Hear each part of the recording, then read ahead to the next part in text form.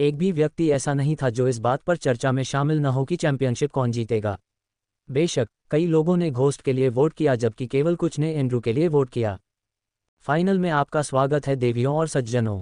Ishihara की घोषणा ने आखिरकार उनकी गपशप की आवाज़ को कम कर दिया, लेकिन सिर्फ कुछ पलों के लिए, क्योंकि भीड़ फिर से जयकारे लगाने लगी। यह एक रोलर कोस्टर की सवारी रही है देवियों और सज्जनों। आप लोगों को क्या लगता है? जेम्स हॉल ने पूछा। मुझे लगता है कि दंगा शुरू होने से पहले हमें फाइनल शुरू कर देना चाहिए, इशिहारा ने हंसते हुए कहा। फाइनल शुरू करने से पहले आइए दो फाइनलिस्टों की यात्रा देखें।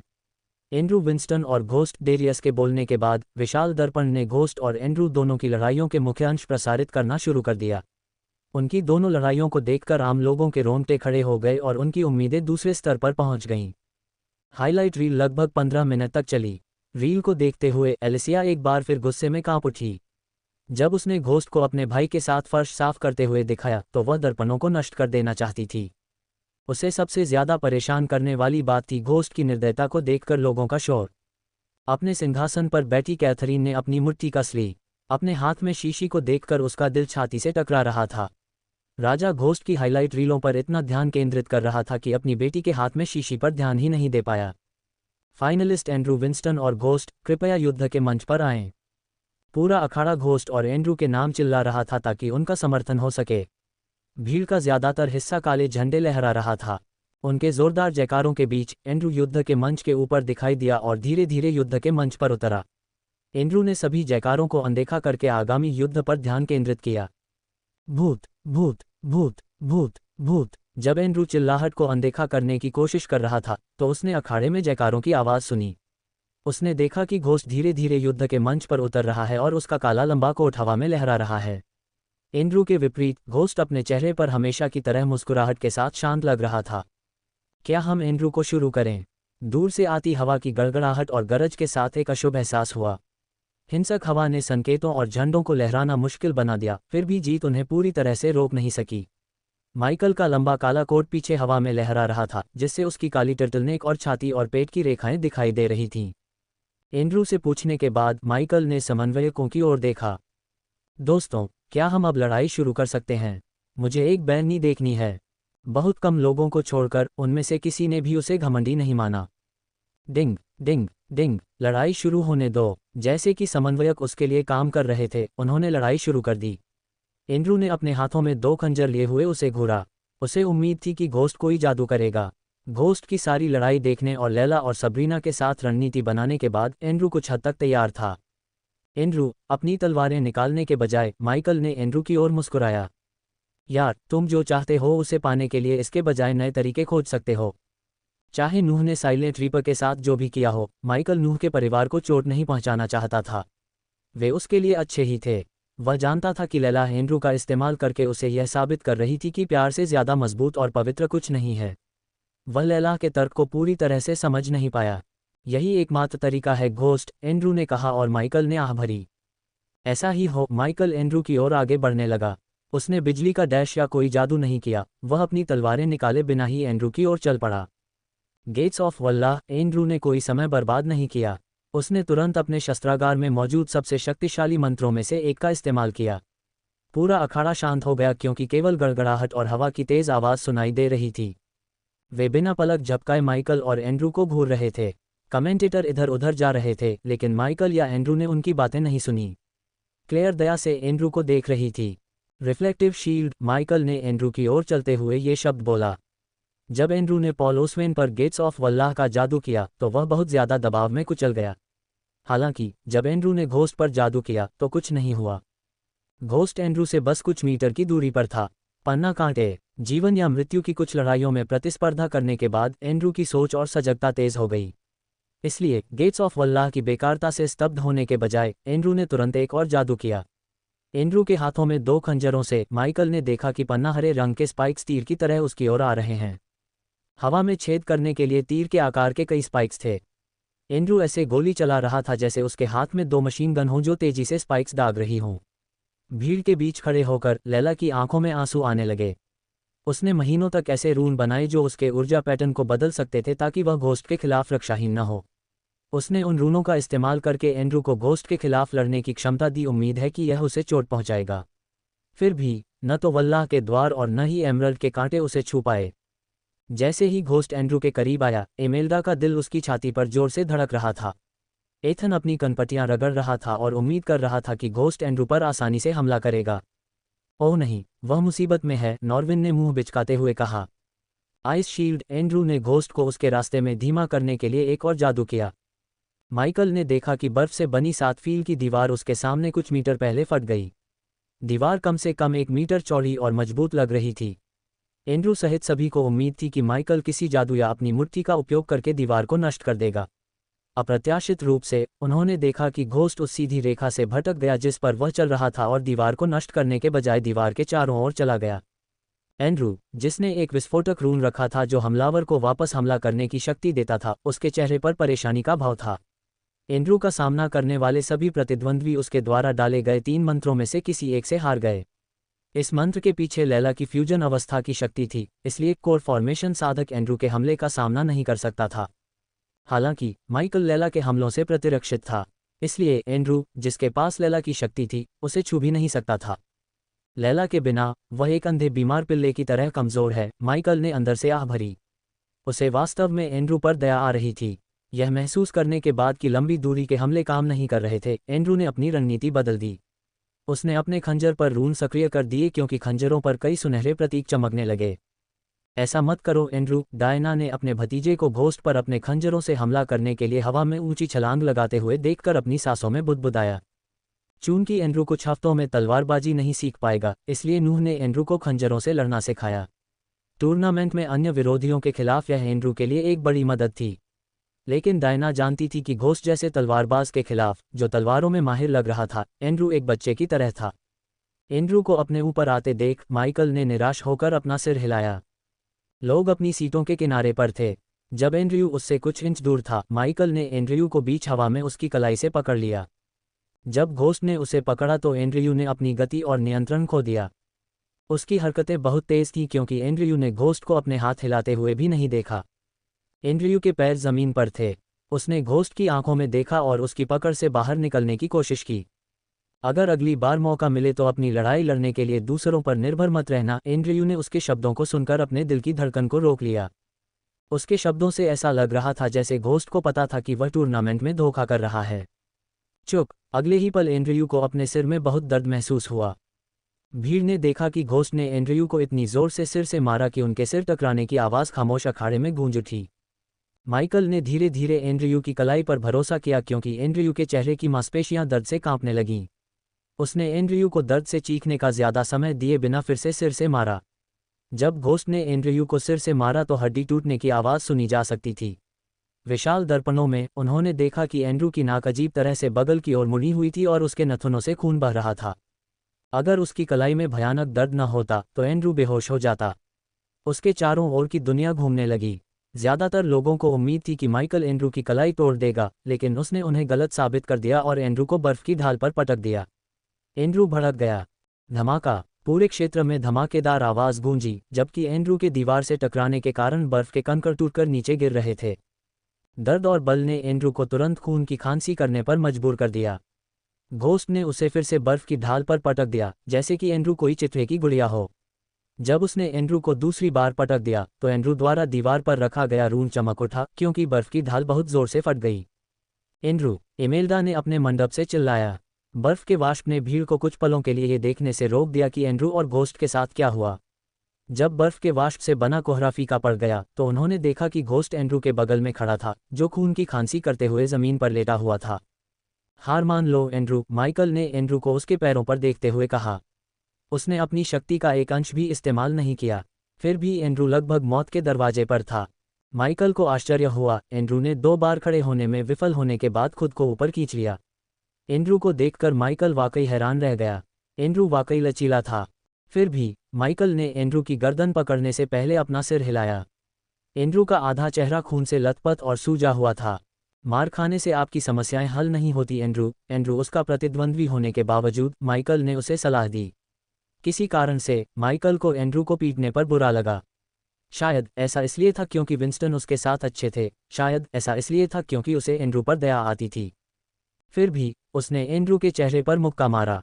उसने ज्यादा ताकत का इस्तेमाल नहीं किया क्योंकि वह एंड्रू के दिमाग को खराब नहीं करना चाहता था। जब तक वह कर सकता था, वह चाहता था कि नूह और विंस्टन उसके दुश्मन न बने। मैं कभी आत्मसमर्पण नहीं करूंगा, ये शब्द एंड्रू के मुंह से मुश्किल से निकले जब माइकल ने उसे मुक्का मारना बंद कर दिया। तुम अपनी मदद नहीं कर रहे हो एंड्रू। भीड़ ने देखा कि माइकल ने अपनी मुट्ठी भींच ली और उसकी मुट्ठी पर नसें उभर आईं। भीड़ ने दम तोड़ दिया। उन्हें अंदाजा था कि अगला मुक्का पिछले मुक्कों से कई गुना ज्यादा शक्तिशाली होगा। अगर यह कोई फिल्म या ड्रामा होता तो एंड्रू को अपने प्यार के बारे में सोचकर और माइकल की पकड़ से बचकर अचानक शक्ति मिल जाती। चूंकि ऐसा नहीं था और एंड्रू के पास अपनी अंगूठी के अंदर कोई शक्तिशाली प्राणी नहीं था, इसलिए एंड्रू अपनी एक मांसपेशी भी नहीं हिला सकता था। वह बस यही उम्मीद कर सकता था कि वह होश न खो दे। Space walk. अचानक माइकल ने एक चीख सुनी। पलक झपकते ही उसके बालों की गर्दन खतरे को भांपते हुए खड़ी हो गई। उसने तुरंत एंड्रू को हवा में छलांग लगाने के लिए छोड़ दिया। हवा में ही उसने अपनी पीठ मोड़ी और आराम से युद्ध के मंच पर उतर गया। जब वह युद्ध के मंच पर उतरा तो उसने देखा कि राजकुमारी कैथरीन उसी जगह खड़ी थी जहां वह एक पल पहले था। उसने एंड्रू को अपने हाथ में पकड़ रखा था। उसकी आंखों से आंसू बह रहे थे। एंड्रू कृपया जाग जाओ, ये कहती है। राजकुमारी के इस कृत्य से पूरा क्षेत्र स्तब्ध रह गया। यहाँ तक कि टिप्पणीकारों या समन्वयकों को भी उम्मीद थी कि राजकुमारी अचानक प्रकट हो जाएगी। यहाँ तक कि सरनिया भी उसके हस्तक्षेप को रोक नहीं सकी क्योंकि उसने अभी अभी जो छोटा टेलीपोर्टेशन मंत्र इस्तेमाल किया था वह एक पौराणिक मंत्र था। माइकल ने कैथरीन की जगह एक चांदी का खंजर देखा। उसकी हत्या की मंशा जाग उठी। उसे एहसास हुआ कि अगर उसकी सजगता और सहज ज्ञान के कारण वह उसे मार देती। कैथरीन। आखिरकार राजा को एहसास हुआ कि अभी क्या हुआ है। वह अपने सिंहासन से उठ खड़ा हुआ और उसके बगल में सभी वीआईपी भी खड़े हो गए। अब कोई भी सीट पर नहीं रहा। राजकुमारी ने सभी को चौंका दिया। मैं तुम्हें मारने जा रही हूं। माइकल और पूरे क्षेत्र ने राजकुमारी को जानलेवा बड़बड़ाहट करते हुए सुना। राजकुमारी, तुम कुछ भी नहीं हो। महाराज। राजा के पहरेदारों ने राजा ब्रेडिया को घेर लिया जब वह युद्ध के मंच पर जाने की कोशिश कर रहा था। दूसरी ओर समन्वयक राजकुमारी कैथरीन की अचानक उपस्थिति को देखकर दंग रह गए। चूंकि उसने एक शक्तिशाली लीजेंडरी स्तर के टेलीपोर्टेशन स्क्रॉल का उपयोग किया था, इसलिए उन्हें उसके आगमन के बारे में पता नहीं था। जैसे ही समन्वयक युद्ध के मंच पर उतरने वाले थे, राजकुमारी ने अपने खंजर उठाकर घोस्ट पर छलांग लगा दी। एंड्रू मुश्किल से माइकल की ओर अपना हाथ उठा पाया। वह उसे चोट न पहुंचाओ शब्द बोलना चाहता था, लेकिन ऐसा करने में विफल रहा। तुम राक्षस हो, उसने माइकल पर अपने खंजर घुमाते हुए चिल्लाया। राजकुमारी को माइकल पर हमला करने की कोशिश करते देख नाइटमेयर ने अपने दांत पीस लिए। क्लेयर ने महसूस किया कि ड्रैगन का शरीर और भी गर्म हो रहा है। छोटा सा क्लेयर ने उसे शांत करने के लिए ड्रैगन के सिर को ब्रश किया। क्लेयर घोस्ट के बारे में चिंतित नहीं थी, वह राजकुमारी के बारे में चिंतित थी। वीआईपी मंडपों में मौजूद सभी रईस और आम लोग अपनी सीटों से उठ खड़े हुए। वे सभी या तो बहुत उत्साहित थे या राजकुमारी के बारे में चिंतित थे। राक्षस मैं। माइकल ने खंजर को आसानी से चकमा देते हुए हंसते हुए कहा। तुम बेरहम कमीने। वह अपने खंजरों को हिंसक तरीके से घुमाते हुए चिल्ला रही थी। माइकल बस अपने हाथ को अपनी पीठ के पीछे रखकर अपने शरीर को हिलाता रहा। वह राजा को अपने शाही रक्षकों के साथ युद्ध के मंच की ओर उड़ते हुए देख सकता था।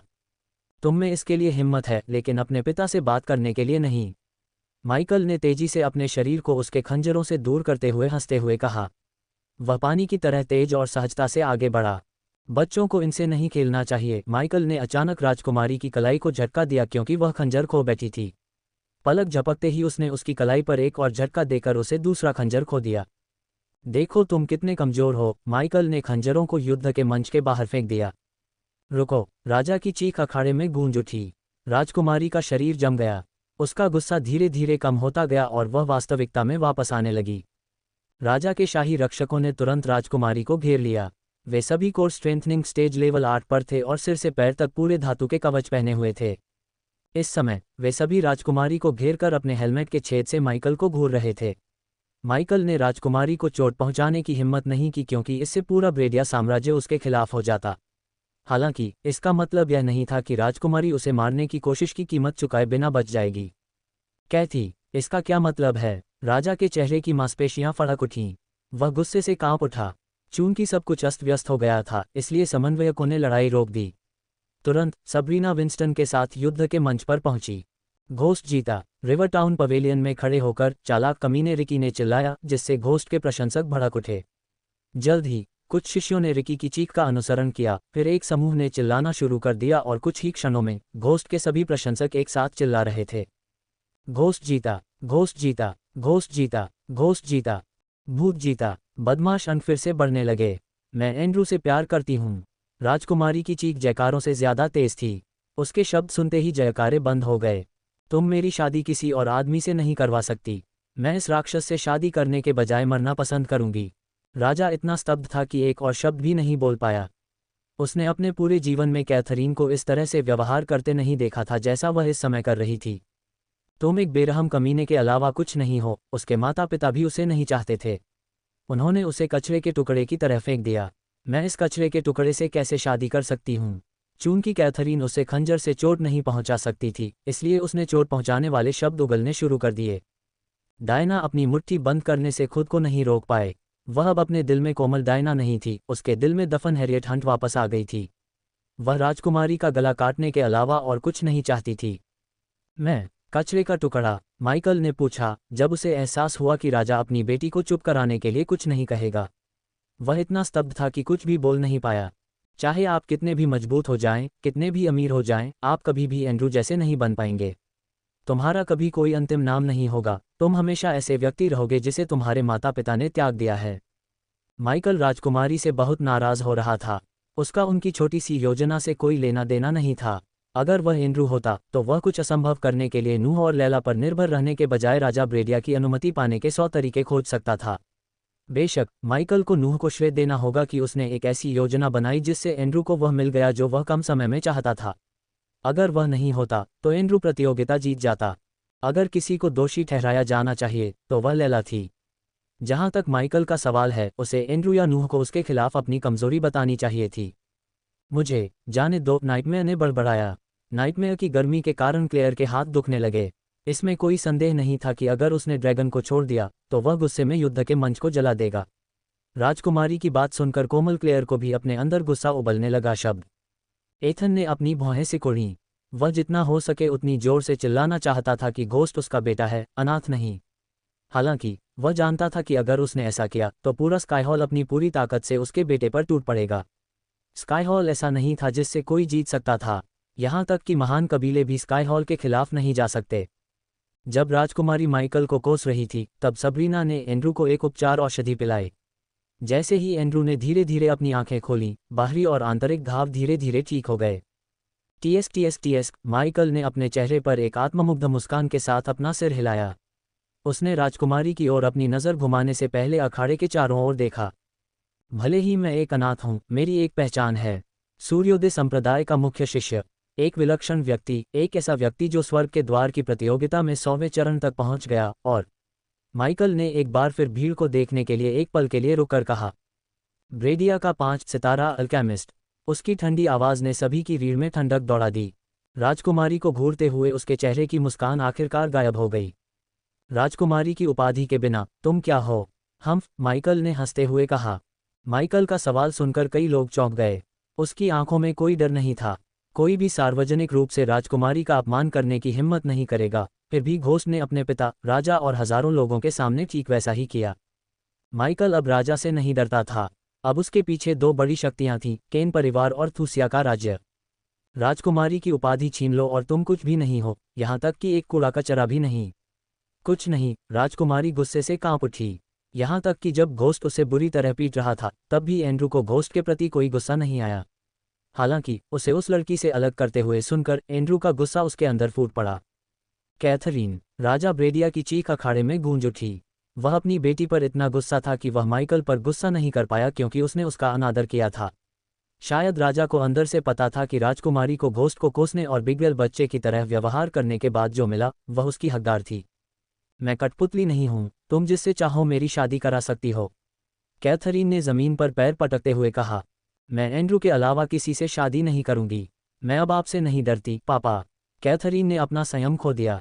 उसके रवैये और उसके शब्दों ने राजा ब्रेडिया के शरीर को अत्यधिक क्रोध में कांपने पर मजबूर कर दिया। राजा के करीब खड़े गार्डों ने राजा के दांत पीसने की आवाज सुनी। उसकी सांसें भारी और तेज हो गईं। तुम इस आदमी से शादी करोगी? राजा ब्रेडिया ने घोस्ट की ओर अपनी उंगली उठाई। माइकल पिता और बेटी की जोड़ी से बहुत परेशान था।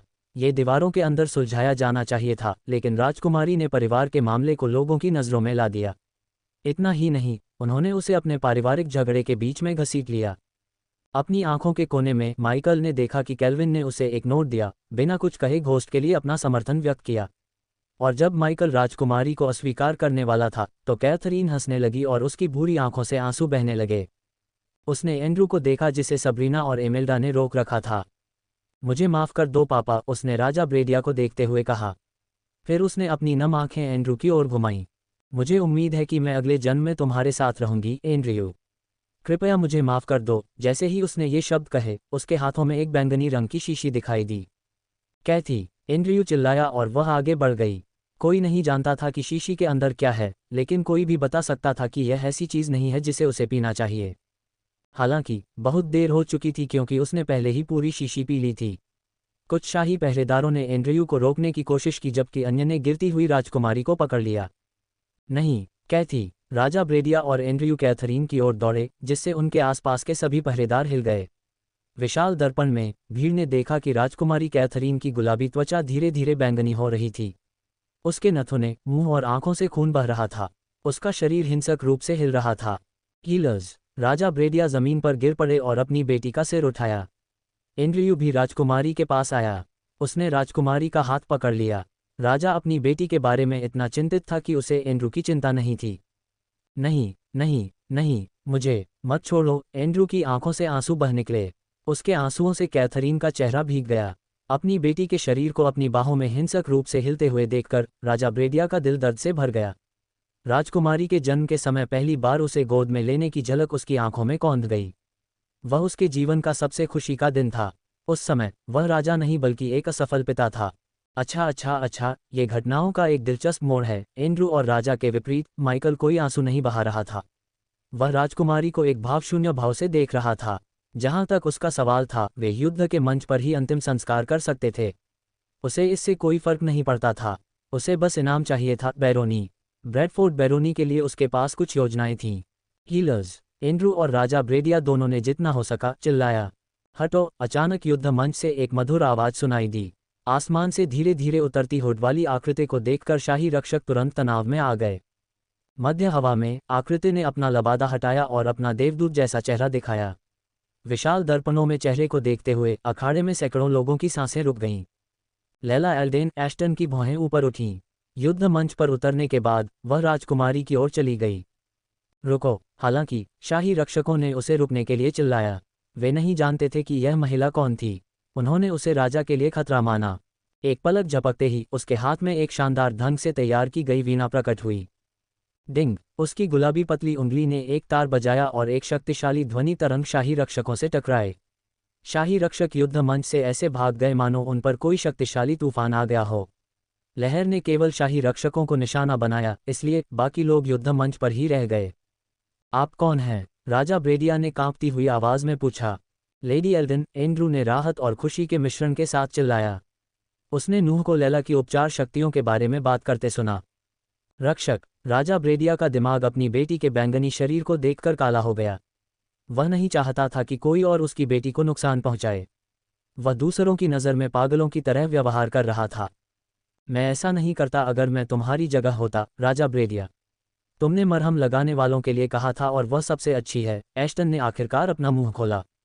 एंजल की वीणा की धारक लैला एल्डेन। राजा ब्रेडिया को अपनी रीढ़ में ठंडक महसूस हुई। उसने लैला एल्डेन की किंवदंती के बारे में सुना था, लेकिन कभी नहीं सोचा था कि वह उसे वास्तविक जीवन में देख पाएगा। आखिरकार उसके दिल में उम्मीद की एक छोटी सी किरण उभरी। सभी हैरान चेहरों को अनदेखा करते हुए लैला सीधे कैथरीन की ओर चली गई। वह कैथरीन के बगल में एक घुटने पर बैठ गई। राजकुमारी की गुलाबी चिकनी त्वचा पूरी तरह से बैंगनी हो गई थी। उसका शरीर कुछ पल पहले की तरह हिल नहीं रहा था। लैला ने अपना हाथ कैथरीन के माथे पर रखा और अपनी आंखें बंद कर लीं। कृपया, कृपया उसे बचा लो, एंड्रू ने छोटे बच्चे की तरह रोते हुए कहा। ये सब बहुत बेवकूफ़ी भरा, अति नाटकीय और अतार्किक है, माइकल ने मन ही मन सोचा। ऐसा नहीं था कि वह उससे उसी समय शादी कर लेता। उसने सब कुछ तय कर लिया था। वह राजकुमारी से शादी करने के राजा के प्रस्ताव को अस्वीकार कर देता और फिर राजा को या तो कैथरीन की शादी स्थगित करनी पड़ती या एंड्रू को, जो दूसरे फाइनलिस्ट थे, दूल्हे के रूप में चुनना पड़ता। अगर एंड्रू और उसके समूह की छोटी सी मूर्खतापूर्ण योजना न होती तो ये काम कर जाता। जब माइकल सोच रहा था कि वे कितने बेवकूफ़ हैं, लैला ने अपनी आंखें खोलीं। उसने इस दुनिया के सबसे घातक जहरों में से एक लिया, 5 सिर वाले सांप का जहर। लैला ने आह भरी। ये समस्याग्रस्त है। राजा और एंड्रू ने अपनी निगाहें एश्टन की ओर घुमाईं और देखा कि वह भी आहें भर रहा था। समस्याग्रस्त बहुत कमज़ोर शब्द है, वह मरने के कगार पर है। दरवाज़ा। कोई बात नहीं, माइकल अंदर से हंसा, लेकिन जैसे ही उसने उसकी मन की आवाज़ सुनी, उसने उसे मौत की नज़र से देखा। माइकल ने उसे आंख मारी और उसने जल्दी से अपनी नज़र उससे हटा ली। तुम उसे बचा सकते हो, ठीक है? एंड्रू की आवाज़ भारी उदासी में टूट रही थी।